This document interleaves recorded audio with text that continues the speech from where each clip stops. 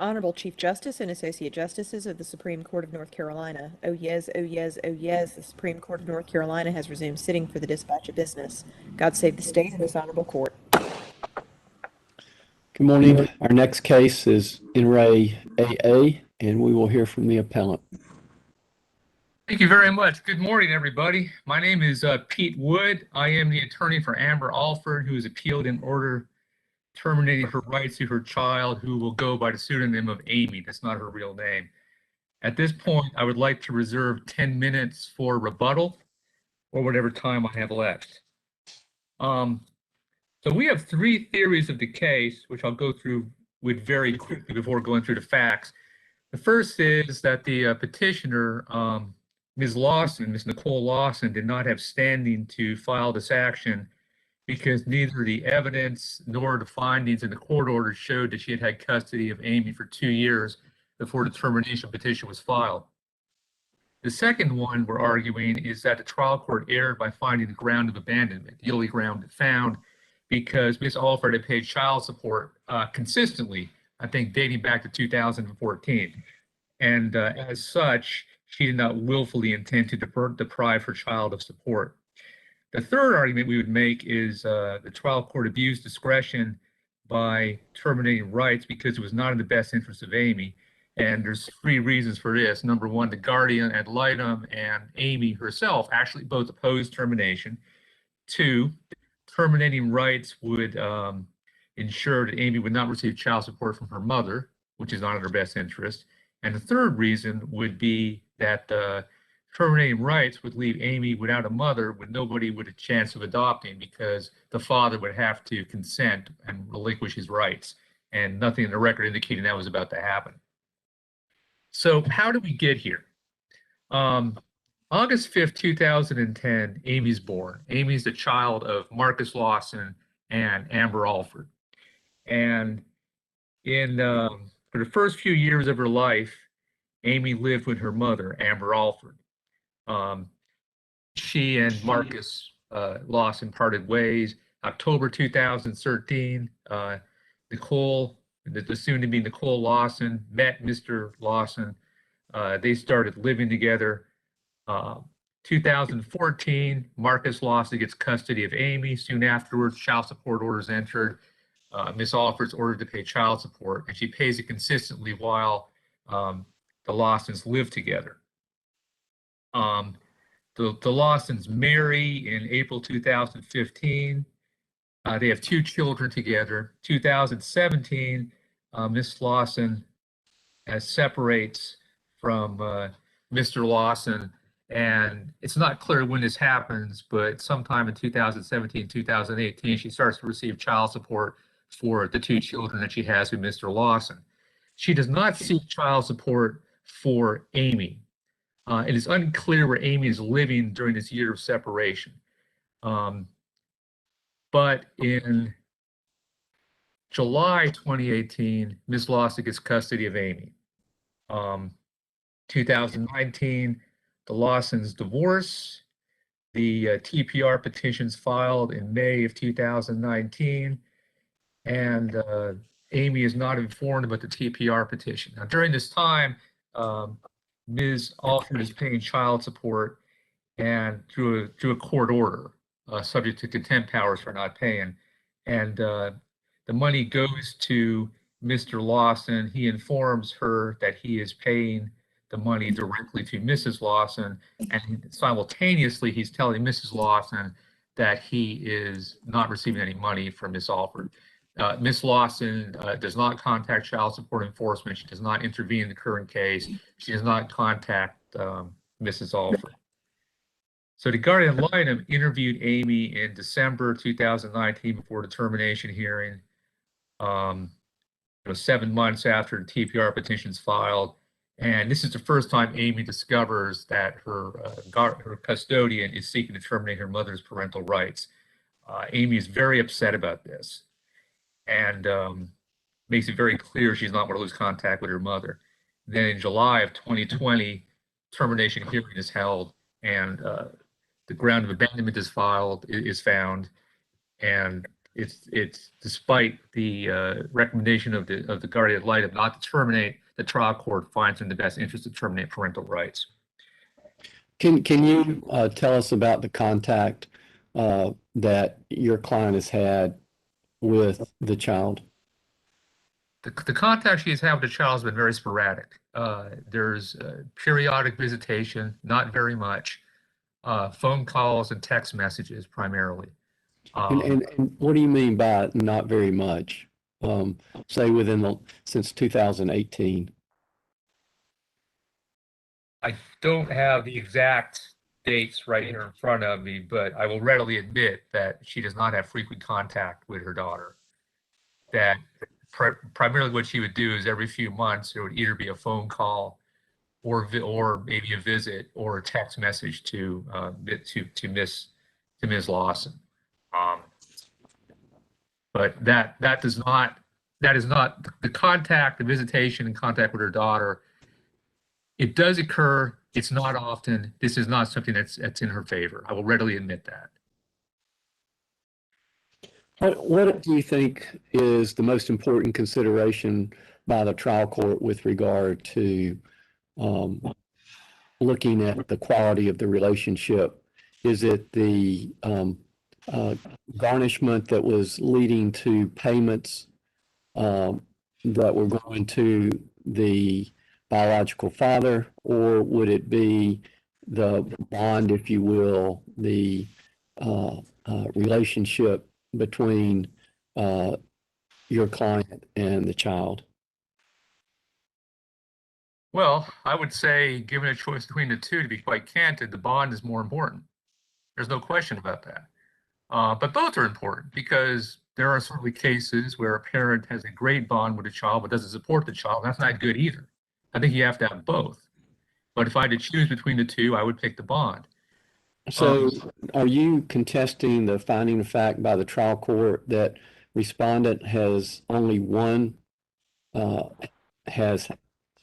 had one in-person visit on September 23rd, 2018, in almost 2 years? It's finding of fact 10. I'm not contesting that. I am arguing, I will just jump right to the abandonment. I mean, first of all, I would say that regards standing, that during that 1 year from 2017 to 2018, it's unclear where Amy lived. However, we do know that Miss Lawson did not seek child support for Amy, which suggests she did not live with her, but at the very least, a record silent. After record silent, Mr. Wood, your colleague, Mr. Freeman, argues that the trial court took judicial notice of the custody file, and the documents in those files show that that Amy lived with the petitioner from the date that the petitioner and her husband, the father, separated. I would argue the pleadings show that, but the pleadings aren't evidence. I would argue that the orders. If the pleadings from the trial, from the custody case, are judicially noticed, doesn't that make them part of the record? It's part of the record, but they're still just pleadings. They're allegations. I think that court orders carry more weight because those are findings of fact. Well, it isn't if you judicially notice something, and there's been no challenge to the judicial notice of it that I see in the paper, in the briefs. Once documents judicially noticed, that document, whether it should have been judicially noticed or not, is part of the evidence in the case, isn't it? It is part of the evidence in the case, but I would argue that a pleading is not compelling evidence as opposed to a court order. Well, does it matter if it's compelling if the trial, because the issue, at least as I understand it, with respect to jurisdiction under our cases, is if the record supports a finding of jurisdiction. That's all that's required. So if you've got evidence that would tend to show that the child had been living with the petitioner for the required 2-year period, isn't that enough to show jurisdiction? If there is evidence, but I would argue that the record is basically silent on it because nobody testified as to this hearing, and although the pleadings are. I think you previously conceded that the petition which showed the 2-year period was in evidence. If you've got that in evidence, then there's been no challenge to the admission of that evidence at trial, or the judicial notice of that evidence at trial. Does that not resolve the jurisdictional question? I do not think it does, because I do not think that that pleadings are sufficient evidence. Okay. But that's something that the court will decide. Right, but I mean, in order for us to properly decide it, I need to understand your view on it, and I appreciate you giving it to me. One more question about that, Mr. Wood. What about the temporary order entered in the custody case? Is that evidence? Because Yes, it it is. indicates that the plaintiff, that is Ms. Lawson, had acted in loco parentis to the minor child for the past 5 years. And the order was entered July 2018. Right, but it doesn't say where she lived. That's my response. So my basic point is I don't think that the pleadings are sufficient evidence, but I'm starting to run out of time, so I'd like to move over to the abandonment issue, if that's all right with the court. So as far as abandonment goes, it's a very high standard, and to find abandonment, the trial court must find that the parent had willfully exercised a willful determination to forego all parental duties and relinquish all parental claims. And that's from In re Young, which seems to be cited in every abandonment case I can find. Now, I would stress the word all, because there's a number of cases where a parent didn't do all the parent could have done, and that does not meet the level of abandonment.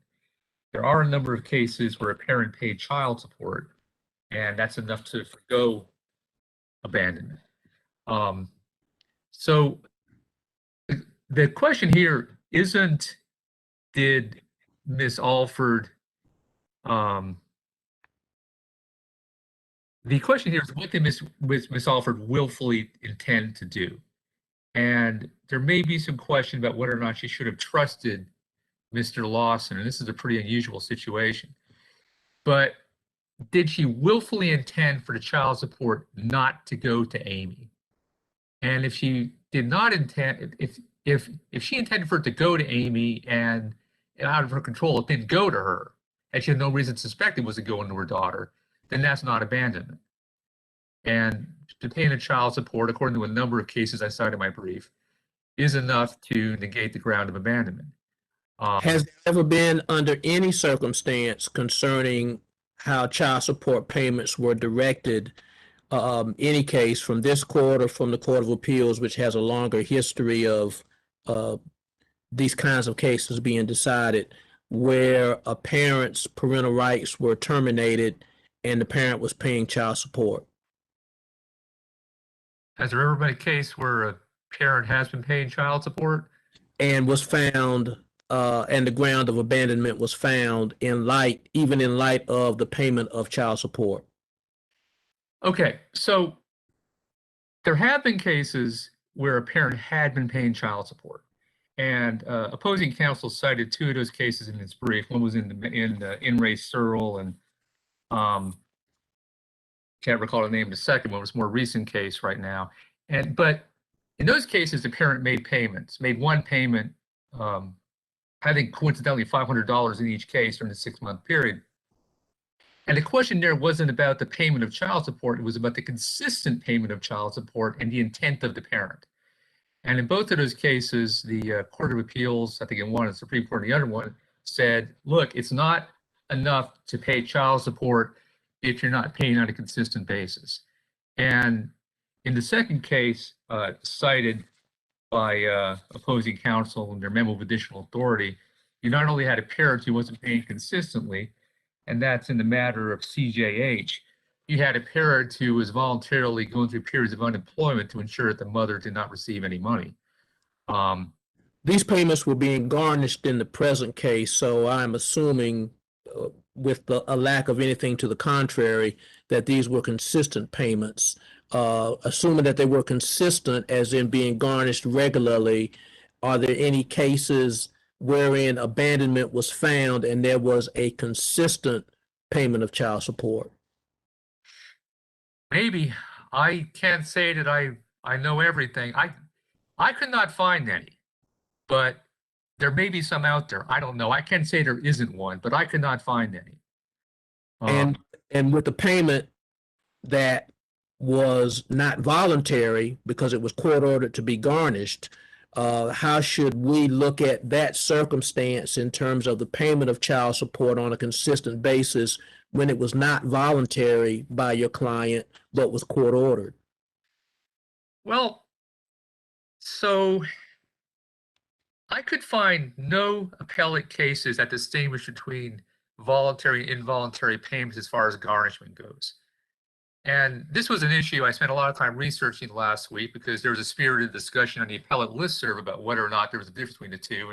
And ultimately I decided there was no difference because I think child support enforcement, first of all, prefers garnishment. I know back in the days when I represented parents in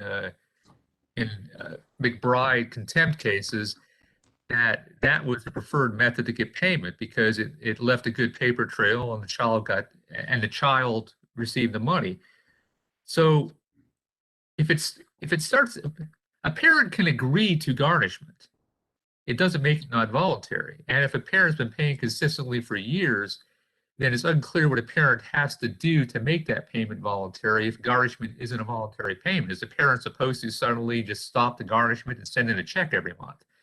I think that leads to a situation where it's where payments aren't as consistent. But I could find no distinction between the two types of payments, and I would argue that's not good public policy because if there is a distinction, then a parent who's having his paycheck garnished may just say, "What's the point of doing this? I'm not getting any credit for this." So I think there are a number of things that a parent can do even that can undermine a child getting paid. One is, as in the case cited by opposing counsel, CJA, the parent can refuse to work. Parent can do that. Parent can work under the table. There are a number of things that a parent can do. A parent can just quit their job. And I would see these sort of things in representing parents in contempt cases for child support. But is there anything in the record here to show why the court ordered garnishment? Was it, if so, was it with regard to the fact that it wasn't being regularly paid, or perhaps the fact that there was not voluntary payment and therefore it was being garnished, or even that the parent, since you brought it up, Mr. Wood, may have agreed to have this to be done voluntarily in order to allow a paper trail? And of course, I invite Mr. Freeman to have input on the same subject, but is there anything to your knowledge to show why the trial court ordered it to be garnished in the first place? All I know is that the child support file is in the record. And all I know is that at the initial child support hearing, from day one when they started this order back in 2014, the mother was there, she was in court, and the garnishment was started. So I don't know if she stood up and opposed garnishment or if she said that was a great idea. There's no findings about it. All I know is when this case was started, they started the garnishment and mom was there and she knew from day one that it's been garnished since 2014. But as far as exactly the ins and outs of how that came about, I don't know.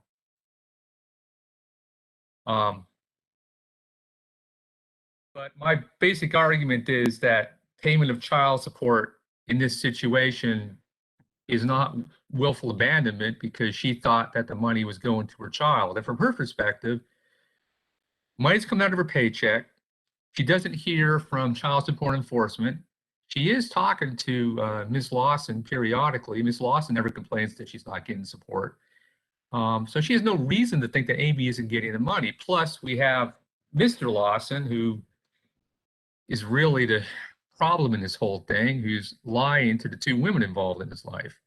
And he's keeping the money for himself, and he's laughing about it. He told the guard that he thought it was a windfall, and he thought it was funny. I also couldn't find any case law that said about whose duty it was to modify child support.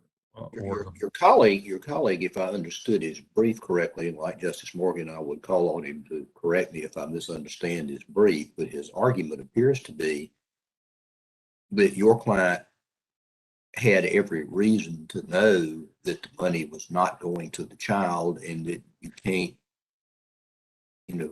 my words, not his, but I think this is a fair characterization of his argument, cannot hide behind your failure to see what you should see and Right. understand that the child is not getting the money, that instead the suggestion in his argument appears to be that it's going to support Mr. Lawson's drug habit and other things.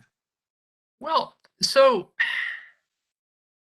two things about that. One, we don't know what she knew. And so the question isn't what a reasonable person would do or what a prudent person would do. The question is, what is her intent? And if she thinks the money's going to her child, no matter how naive or misguided that viewpoint may be, that goes directly to her intent, that she's not intending to deprive her child. She was duped by Mr. Lawson, as was Mrs. Lawson. Did she testify that she believed it was going to the child? I honestly don't remember. I'm sorry. Okay, I don't either. That was why I was asking. Yeah. And so the other thing is that she's under a court order to pay child support. And so she's kind of stuck between a rock and a hard place. If she doesn't pay according to the court order, where as far as she's concerned, everything's going right, then she can be held in contempt. So I would argue it's not willful abandonment, and the only person who was any kind of notice or anything was going wrong was probably Mrs. Lawson, who knew she wasn't receiving the money, but she had the right to file a child support action or to intervene. She didn't need to. She didn't contact child support enforcement. Didn't even mention this to Mrs. Lawson. But let me move on to best interest, because I am rapidly running out of time. So this is an unusual case in that both the child and the guardian oppose termination. This doesn't happen much. I've been doing appeals for 30 years, and as Justice Morgan knows, I was represented parents in Wake County on these cases for a number of years. And it's very unusual to find a case where the guardian opposes termination. Doesn't happen much. And the guardian in this case opposed termination for three reasons. Number one, she thought it was unjust to pursue termination against the mom and not against the dad, when in her view, the dad was the worst parent, because dad was in prison. Dad was court ordered to stay away from the children, all three of his children, and from Miss Lawson pursuant to a domestic violence order. And dad was not only not paying child support, he was stealing. And she just thought that was just unjust. The other thing was she thought it was really just unfair not to consider the wishes of Amy, that Amy did not want her mom's rights terminated. And sort of spilling over into her next reason, the guardian was disturbed by the fact that Miss Lawson did not consult Amy and did not consider her wishes when she filed a petition to terminate rights. Amy did not discover about the petition until the guardian interviewed her 7 months after a petition had been filed. Even though an interview was going on, Ms. Lawson didn't give Amy a heads up about what was happening. It's very unusual to see a termination case overturned on best interest. It happens a few times, but one of the seminal cases is in re JEO, where they overturned termination because the child was unadoptable. And one of the main reasons they did not that they overturned it was because the guardian had lied and opposed termination. And JEO has rarely been followed. It's been cited a number of times. It's still good law, but what distinguishes it from most cases where it's not followed is that in those cases, including cases I've argued, the Court of Appeals of the Supreme Court says, hey, this is different because the guardian in this current appeal, unlike JEO, supports termination. So I would argue that it was a abuse of discretion to terminate rights because the guardian and the child both oppose it. Also, it's an abuse of discretion because there was no prospects of adoption for Amy. She'd be left without a mother. And finally, it would stop child support payments, which, even though Mr. Lawson had been stealing the money, that money could be properly set up to go directly to Mrs. Lawson. So I'm down to about 5 minutes. So if there are no further questions, I would defer to opposing counsel at this point and reserve the remaining time for rebuttal. Thank you very much. Thank you, counsel. We'll hear from appellee. Thank you, Honorable Chief Justice and Associate Justices. May it please the court, I'm James Freeman here on behalf of petitioner appellee Nicole Lawson on respondent mother's appeal of the order terminating her rights known to the minor child, which will use the pseudonym of Amy, as has been done throughout the proceedings.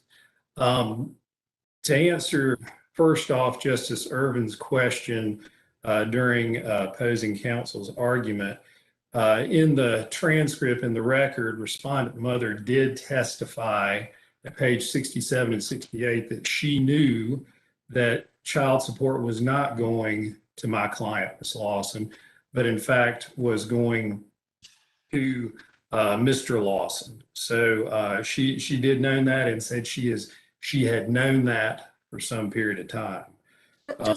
Just to follow up on that real quickly, didn't she also testify that it was her understanding that Mr. Lawson was giving the money to your client? Justice Earls, she did testify to that. And the Mr. Lawson testified also. There was conflicting evidence as to that in the record. At trial, he testified that he never had that discussion with her and never told her that. And of course, the trial court weighed the evidence and made the finding that, in fact, the respondent mother did know it was going to Mr. Lawson and did not know it was going, and it wasn't going to the child. But you are correct. She did testify to that at trial. With regards to the child support, I would, and I know the child support file, as opposing counsel indicated, is part of the record, pages 35 through 62. If you can see in there, I would say that the child support file shows a number of things. First off, that as you were inquiring about, Justice Morgan, this was a child support initiated action. It was not a voluntary support agreement. It was initiated against the mother, and if you look at the file, in fact, there was not a consistent history of payment by the respondent mother of child support. Soon after the case was initiated and the order entered, there were 2 orders for arrest issued against the mother in 2014, where she had already accumulated arrears.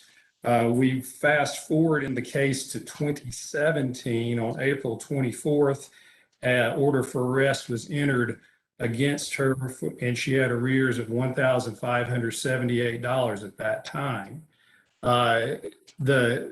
From what it appears in the file, those orders were unable to be served on her. And then finally, in April 12th, 2018, another order for arrest was issued for her. She was $2,492 in arrears, and respondent mother was taken into custody in Surrey County on May 14, 2018.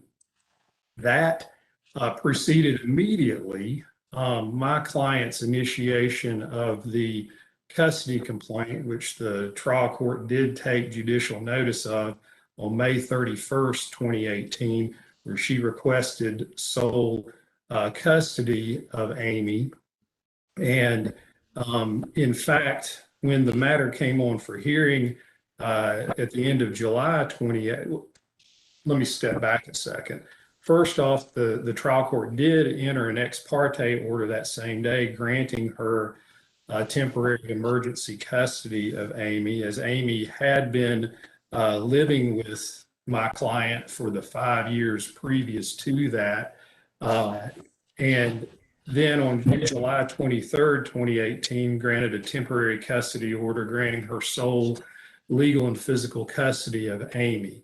Mr. Freeman, did the trial court order that implemented garnishment, did that come at any time after there was an establishment of arrears or the arrest of the mother otherwise? The garnishment, Justice Morgan, from what I can tell from the file, the garnishment order, there show 2 or 3 different employers at some point after she was released, which occurred in August of 2018. The garnishment, a separate garnishment order was set up, I believe, with her employer, where she moved to Raleigh because respondent mother left Surrey County, where Amy was located with Miss Lawson, and moved to Wake County towards the end of 2018, and the garnishment order proceeded at that point to garnish her wages where she was working there. So while there was no VSA or voluntary support agreement, is it your determination that, or at least your representation, that the garnishment was as a result of there being a lack of voluntariness by the mother to pay child support? That's what it appears from the record, Justice Morgan, as I view it that's in the record on appeal, the child support file with which the trial court took judicial notice of, in addition to the underlying custody action. Can I just ask a question about that? How is it that we can assume a lack of voluntariness versus a lack of ability if all we have, I mean, is there something in the child support action that distinguishes between the two? Well, Justice Earls, I understand your question, and I'm not, I guess my point in pointing this out, and I understand your distinction too, but the issue, I guess, as we would contend, is that this case is distinguishable from all the other cases cited by respondent mother and the others I've found, in that, first off, there was no consistent history of payment, voluntary or involuntary, in this matter. Yes, after my client was granted custody, at some point after that, the evidence is that the arrears were taken care of. So there were some payments made, but those payments were all due to garnishment. And I would contend that the trial court, in considering the information of child support payment, could look to the fact that respondent mother began becoming current on these payments after she was incarcerated as a result of non-payment. So there are motivations for payment, and certainly that could be a consideration of the trial court in making a determination on whether child support in this instance showed some voluntary action by a respondent mother that would obviate or get rid of her willfulness with regards to abandonment and foregoing her parental duties. Surrounding the child support issue, as Chief Justice Newby was asking about, is essentially the total lack of contact with the respondent mother and Amy, not during just the 6-month period at hand, but in looking at the underlying pleadings in the custody case, in the order from the custody complaint, respondent mother had visitation with Amy from the original custody case, which I guess would have been with respondent father from 2012. She had visitation, but had failed to exercise it for 2 years prior to the initiation of the custody complaint, which was filed on May 31st, 2018. So from 2016 on until the termination hearing, respondent mother had 1 visit with Amy. That was in September of 2018, after my client was granted temporary legal and physical custody. That now, after respondent mother was at the hearing where my client was granted temporary legal and physical custody, the trial court set a custody mediation date, the end of August 2018, for all parties to appear. My client appeared, neither parent appeared. After that, respondent mother called and requested a visitation. My clients set up the first visitation in August, went out, took Amy to the visit, and respondent mother didn't show up. Go out another 6 weeks in September, respondent mother requests again a visitation. My client sets it up, goes, and the visit occurs on September 23rd, 2018. That is the only visit respondent mother has had with this child since 2016, despite court-ordered availability of visitation from 2016 until this termination order was entered in July of 2020. So for 4 years, respondent mother had court-ordered access to visitation. The trial court made a finding which is unchallenged that my client never denied respondent mother any visitation. Every time she was contacted, or I guess the 2 times she was contacted for a visit, my client set up the visits, took Amy to them. On the first one, respondent mother showed up with no explanation, no call, no nothing. The second time it happened, September of 2018. During the applicable 6-month time period for abandonment, my client did not hear from respondent mother until the day before the petition was filed, when she received a text wishing her, my client, a happy Mother's Day, and not mentioning Amy at all in the text, or even asking how she was doing. I would submit to the court that when compared to the cases cited by respondent mother, wherein this court and the Court of Appeals has noted as factors which they considered in not terminating rights based on abandonment, some efforts towards child support.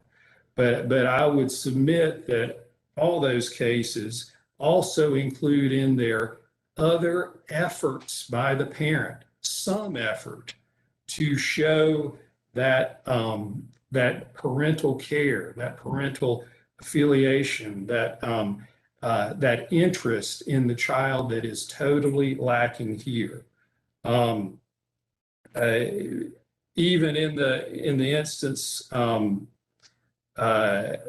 NDA, where this court found abandonment was not shown on the facts, in that case, the respondent parent had been in prison and did not have the opportunity to visit with the child, but the records showed that during the applicable 6-month period, that parent made efforts to set up visits and was rebuked. I would contend to this court that no such efforts have been made here. And what makes this, I think, even more egregious than any of the other situations is, in most of these situations, there was a court order or on advice of counsel because of pending criminal proceedings or some other impediment. They didn't know where the child was living. There was an impediment to the parent having the opportunity to visit. In this case, not only was there not an impediment, there was a court order ordering that respondent mother had 2 hours of visitation per week with her child. She simply failed to take advantage of these visits.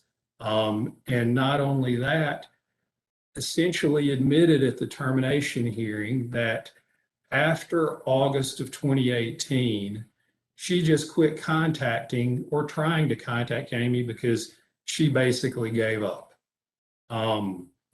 I think the trial court's findings where it found that essentially, though I know respondent mother is appealing right now and we are before this court, I think there was ample evidence in the record for the trial court's finding that essentially respondent mother was fine with Miss Lawson, my client, being the mother to her child. That she thought Miss Lawson was doing a good job, and therefore she had given up those rights to that. I think the trial court's findings in that are supported by the plenary evidence in the records. I would address the court's, I guess, counsel's argument with regards to the best interest determination on disposition. Simply that, I mean, I'm the attorney advocate for the guardian ad litem program in our district, and no one feels more strongly about the importance of that, but it is well settled that on disposition, the trial court considers and weighs all the evidence before it. It has heard the testimony, it's evaluated the witnesses, it's looked at the files, and though the guardian ad litem opinion is something to be considered, as long as the trial court considers it, they are not bound to follow it. This court's holding in AUD clearly sets that out, affirms that as the law of this court. In the present case, the trial court made a finding after she went through exhaustively the findings from 7B1110. The trial court made a finding specifically that the guardian ad litem testified and did not recommend termination at this time. So it is clear the trial court considered the guardian ad litem's recommendation. She was not bound to follow it. And certainly her decision was not so arbitrary and capricious as to be unsupported by reason. There was no abuse of discretion in her dispositional finding. Even though the trial court was not bound to follow the guardian ad litem's recommendation, can you respond to the reasons that the guardian gave for recommending against termination? Well, the reasons given, first off, Justice Earls, I would say it's in the situation, the present case, and I've been in this position too. The guardian ad litem was an attorney, and essentially she had one visit and had one conference with the child and one conference with the parents. The question about, it seemed to, from the reading of the record that in the testimony, that the guardian ad litem was upset that the child wasn't talked to about this in depth ahead of time. I would contend to the court that that's a question as a parent, whether how deeply you want to involve a young child in court matters. And so that is a question there. Can y'all hear me? Okay.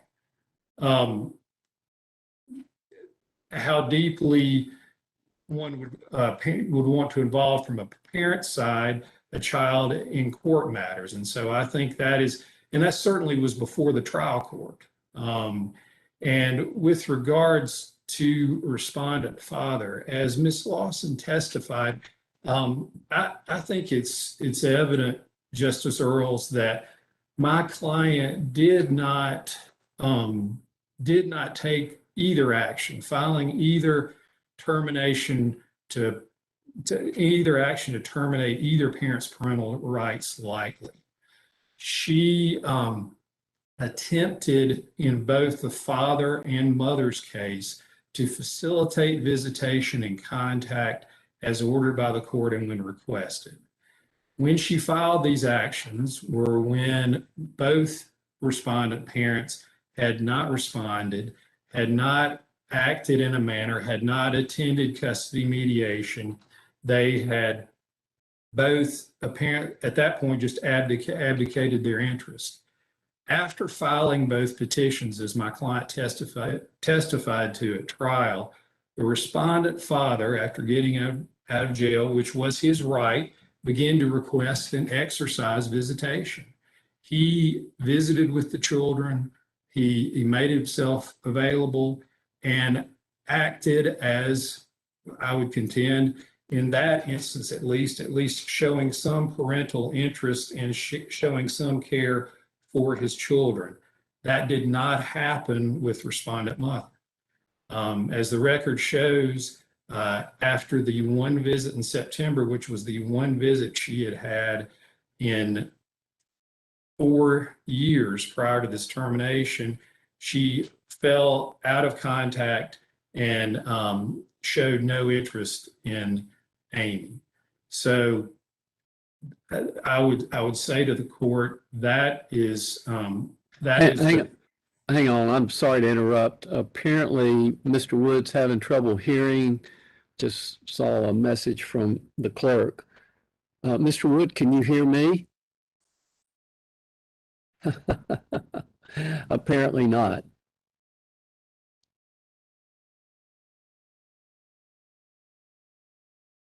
Ms. Funderburk or Mr.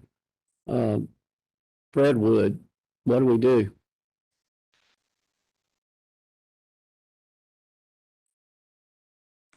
Can somebody I call? unmuted you, Mr. Wood. You can go ahead. Mr. Wood, can you hear me? Can I ask you a question? Said in the chat he's been unable to hear for the last 5 minutes.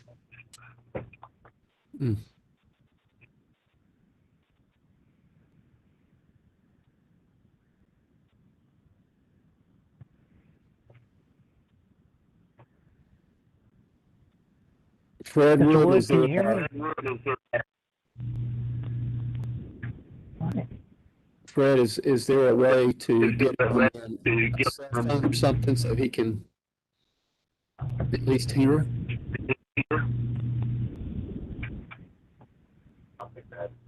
Okay.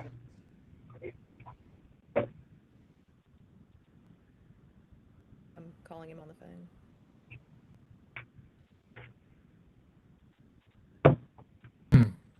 Hello? We can hear him. I did not touch my settings, but I went to the settings for the audio and they're both where they're supposed to be. The volume's up all the way for the speaker and the volume on my computer's up all the way. What I will say is that there was a period there for like 30 seconds where there kept being more and more distortion when James was talking. And then eventually I stopped being able to hear him at all.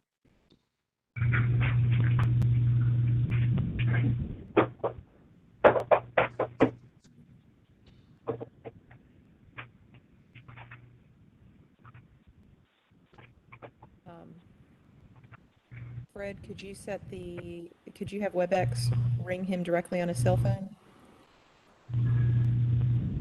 To try to get the audio. He has to do that from his side. So I will give him a call and walk him through that process. Okay.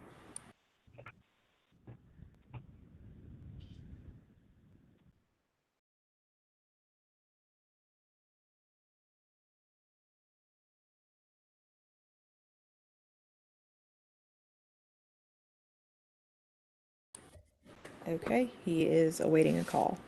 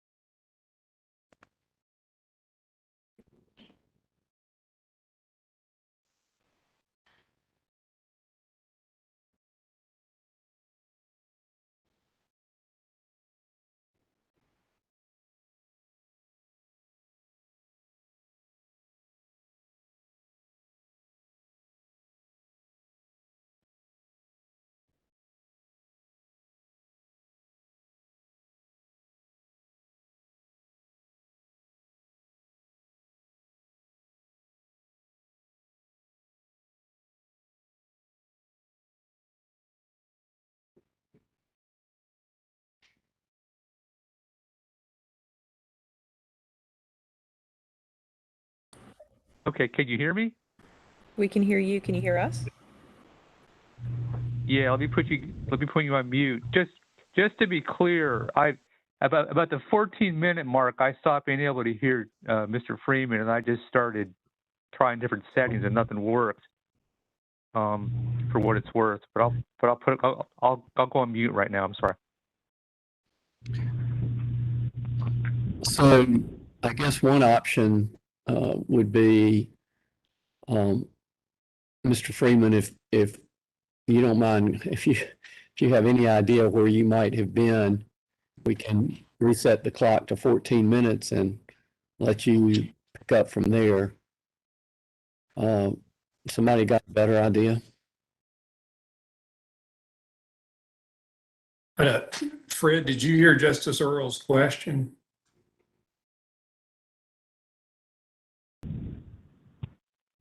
I did not hear Justice Earle's question.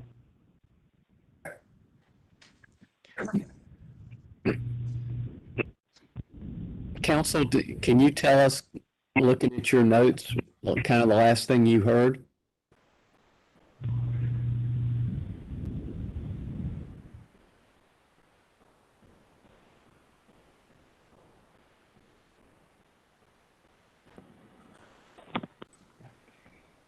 I guess the last thing I remember was Mr. Freeman was talking about how the trial court has to consider all the factors, but does not have to adopt the opinion of the guardian. Okay. That's just kind of roughly where it was. That's not too helpful. I'm sorry. No. I've got that in my notes, Mr. Freeman, and I've got thereafter you're talking about the nature of the evaluation by the GAL with regard to visit and that type of thing. I don't know, again, if you're working off notes, but I don't know if that helps at all. But yes, Mr. Chief Justice, yes, I can go ahead. I can go ahead from there. Hang on a second. Now we got to see if the clerk is sufficiently master of her time, or she can make it say 14 minutes. I can. As we were talking about with the clock and setting it back, I learned that the clerk is the master of time and space. So we can set you to 14 minutes, and the replay of the oral argument will be online. I think it's generally 30 minutes to an hour, following the close of the argument itself. So we're back at 50. I've got 14:26 on the calendar. I went ahead and bumped us up 5 minutes.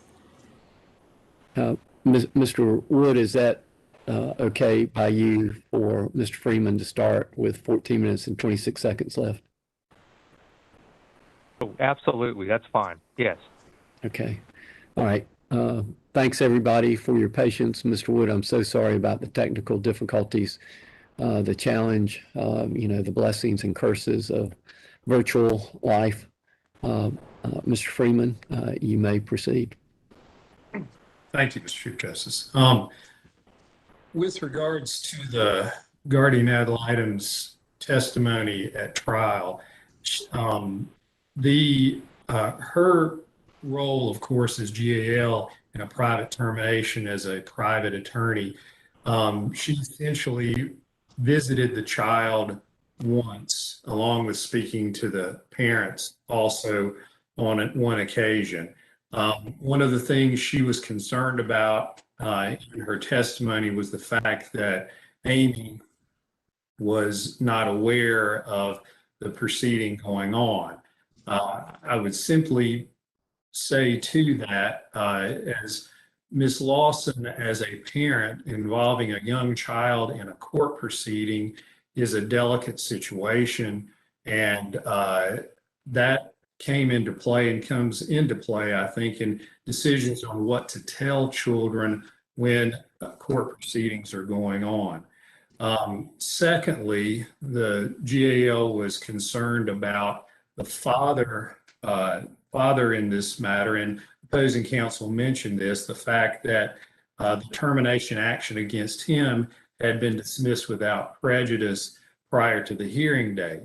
As Ms. Lawson testified, and I believe the record bears out, Ms. Lawson did not run hastily into these termination actions immediately after she acquired temporary custody, or even before, because Amy had been living with her for 5 years previous to the temporary custody order being entered. So she would have been a person eligible to file even then. She attempted to go to custody mediation with both parents. Neither parent showed. Neither parent exercised visitation, though having the ability to do so, and so the actions were filed. However, after the action against respondent father was filed and he was out of jail, he did request and did participate in visits. He showed interest in his children. He basically acted in accordance with, as a parent in that. He showed love, provided care, provided interest, and visited with the children. Unlike respondent mother, who after one visit in September of 2018, which was her first and only visit for 4 years, did not contact my client regarding Amy again. So at that point, I guess my client continued on to proceed to terminate respondent mother's rights, and I would say those are the answers or responses or reasoning involved in what the trial court had before it, Justice Earls, which amongst other things, most importantly is said before, that the fact that the clear evidence or the abdication of any, not only parental responsibilities, but any interest in the minor child that respondent mother showed, her lack of stability that was in the record, the fact with the incarcerations, the admitted drug issues that she and respondent father had, all these factors led into the global decision and in making the trial court's determination as to best interest, which this court has always held. The trial court being there, evaluating the testimony, seeing the witnesses, given great deference. And I would certainly say on this record and the record before the trial court that this was not an abuse of discretion. Well, I apologize. I probably should have been more specific, but in particular, the testimony of the guardian ad litem about her 3 reasons for not recommending termination. Her third reason related to her concern, as I understood the testimony, that Mr. Lawson had told her he was going to get back together with your client, and given the history of violence, his violence in front of the children, that was not that would not be in that would not be good for the child in this case. Well, Justice Earls, I would say that, certainly that was a factor that the trial court had before it. And Judge Boone heard that testimony and acknowledged it.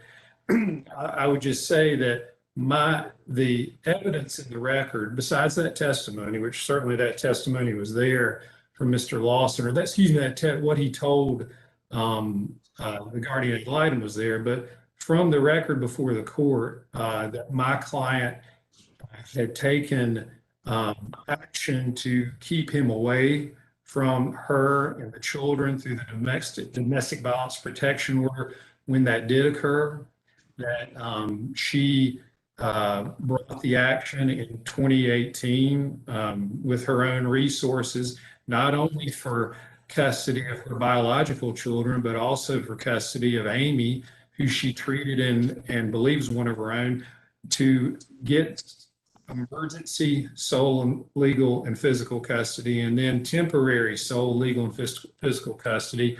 I think those actions show that she first and foremost acted in the best interest of the children. Though certainly I'm sure she has feelings for Mr. Lawson. She was married to him. She took those actions when violence arose to protect herself and the children from him. And I think the court had that evidence before it and therefore considered that too in making its decision on disposition.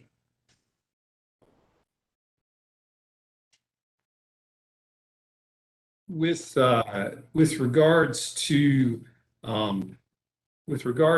the child support issue, as my colleague noted, there are cases both cases from the Court of Appeals that I located in adoption of Searle and in re CJH, where in both of those cases there was evidence that the respondent parent whose rights were terminated on the basis of abandonment had made child support payments during the applicable 6-month period. Mr. Wood was correct in the assessment on the Searle matter in that it was one $500 payment made by the respondent parent voluntarily without an order during the 6-month period. In CJH, it was subject to a court order, as in this case. It was a Tennessee court order for child support, which, as in our case, there was spotty history of payment in the past. And at the time of the hearing, the evidence was that the respondent had almost caught up his arrears and wages were being garnished. But in both instances, the Court of Appeals found that the fact that child support payments were made during the applicable 6-month period did not preclude either trial court from finding the ground of abandonment. I would contend in this instance that we have the added factor, which the trial court found, that the respondent mother made those child support payments under garnish, but knew that those payments were not going to the benefit of her child. Instead, were going to her Mr. Lawson, who during the time frame she had bailed out of jail for drug charges, and who had asked her, texted her and asked her for money, as recently as right before the termination hearing. So all these factors are before the trial court, and that specific finding was made. Why do those facts take away from the undisputed fact that the mother paid child support in accordance with the garnishment order, even though the money actually did not wind up in your client's hands? I mean, the argument I think that Mr. Wood is making is child support was paid. It was all that was asked. It was done. It's not up to him to deviate from the court order, or not up to her to deviate from the court order. I mean, that seems to be their argument. Why is that argument not valid? Well, Justice Irvin, I would respectfully contend that it shows no action whatsoever on behalf of respondent mother to make sure to do anything to provide care, concern, control, support for her child. The trial court found that she essentially knew that the money was not going from child support, was not going to the benefit of her daughter.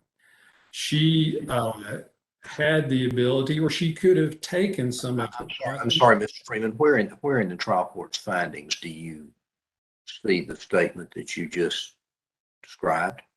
Well, I guess the finding that she knew, I guess I'm describing what was my impression of it, Your Honor, that the finding that she knew the money was not going for the benefit of child, it was going to Mr. Lawson.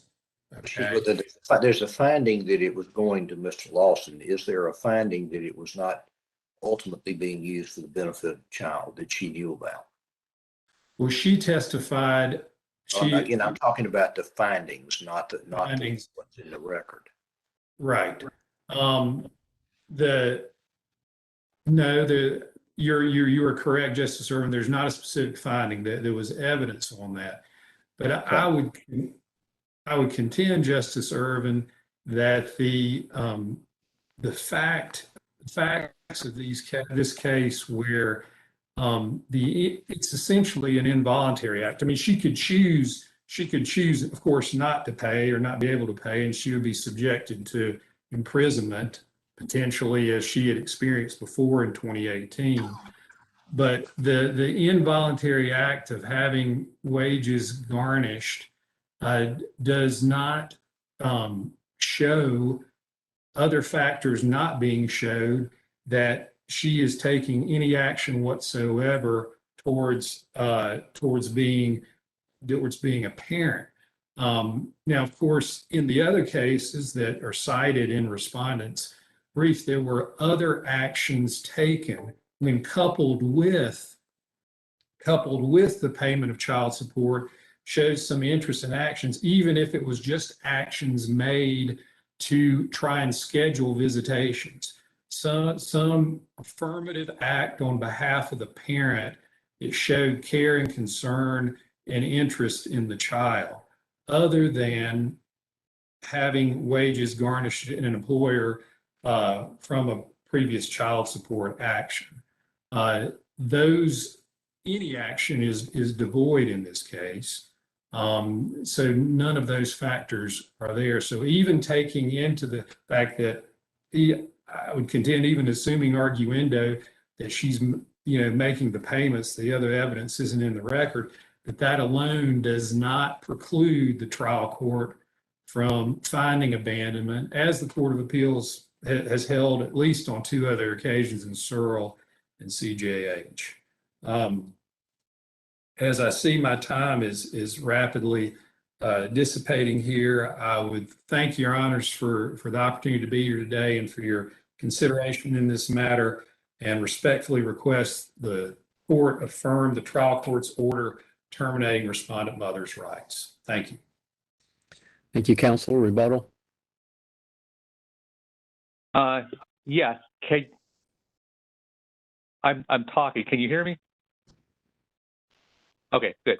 So this is an abandonment case, and there are a number of other grounds that they could have proceeded on if they were just going to argue about what the mom had or had not done. They could have gone with dependency or neglect or other grounds, but the bar for abandonment is very high. You have to show a parent has forgone every single one of their parental responsibilities. They haven't met that. If they wanted to argue something lesser than that, petitioner could have gone with neglect, petitioner could have gone with dependency. They did not do that. And it's very important to keep in mind that this is an abandonment case. It comes down to the intent of the mom.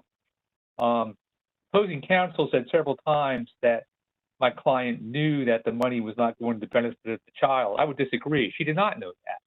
That's the whole thing about this case, is she trusted Mr. Lawson and thought that the money was going to her children, to her daughter, Amy. And it's not a reasonable person standard. It's not what a prudent person would do standard. Everybody in this case would have done things better or differently. But finding of fact 20 says respondent knew she was not paying child support to petitioner. In fact, she was paying child support to the child's biological father. Respondent never asked, petitioner if she was receiving the money. Why is that finding of fact not contradictory to what you just said? Because it doesn't, the finding doesn't show the finding does not show that she did not know that the money was not going to, too many negatives in here. Nowhere in the finding does it say that she knew the money was not going to Ms. Lawson.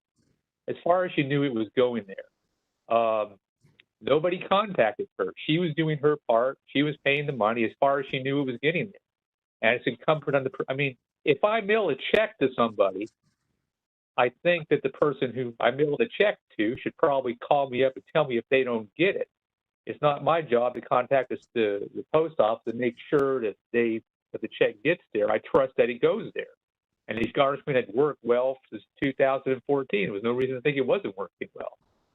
I think at some point here that the custodian bears some of this responsibility. She just can't stand idly back and watch a situation like this develop when she knew that the mother had a court order that had been garnished. So the guardian made a point that this is a custody case. It's not a termination case. And I tend to agree with it. She thought that termination was a step too far and that Ms. Lawson should have had custody of Amy and was doing a good job, and I tend to agree. Ms. Lawson was doing a fantastic job raising Amy, except for this fiasco, which is the child support situation and her trust in Mr. Lawson. But this is not a termination situation. This is a custody situation. And the custody situation was working. Now, if she wants to go back and file another termination petition arguing grounds differently than abandonment, which doesn't apply here, she's free to do that. It's very common in these cases to argue multiple grounds. I've seen TPRs where half dozen grounds are argued, but for whatever reason, she chose to only argue abandonment, which does not fit this fact pattern.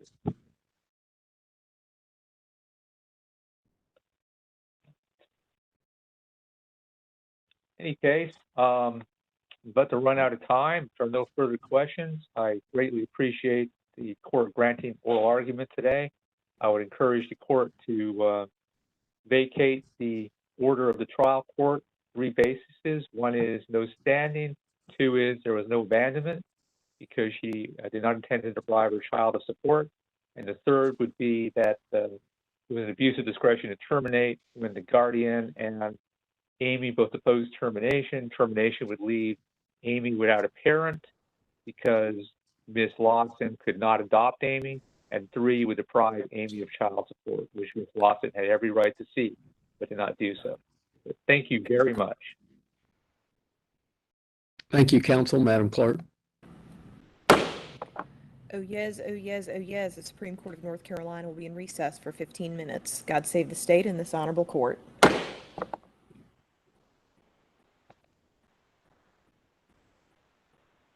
Thank you, counsel.